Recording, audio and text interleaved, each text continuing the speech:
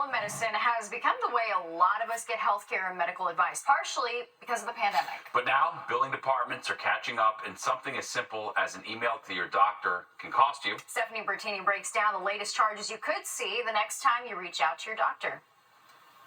It's happening more and more. People emailing doctors to ask about anything from cold and flu symptoms to prescription refills. But this electronic correspondence could come with a bill, and that's something that's also happening more and more. I think that's ridiculous, honestly, because that should be something that is not, like, you shouldn't have to pay for an email. It's hard. It's a two-way sword, right? You see both sides. Both sides.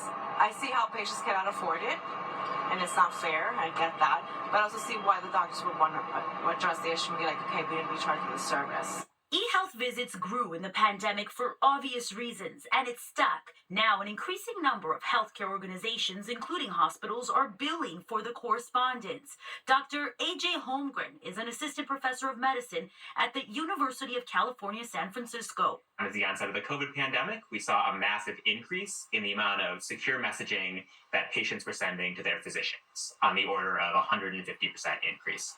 So we have this massive volume of new work coming in that is, for the most part, prior to us being able to charge for this, uncompensated. Holmgren's name is on a recently published study by JAMA Network Open, a medical journal. The study found an association with a reduction in patient portal messaging, both threads and individual messages, was observed that may be attributable to awareness of the possibility of being billed. So it seems patients may be now using e-correspondence less if it means a fee. Here's what you should know. Billable under the law are messages that require at least 5 minutes of clinician time, so your physician has to spend some amount of time actively addressing your concerns, and that require medical decision-making, so nothing administrative. Stephanie Bertini, Fox 5 News.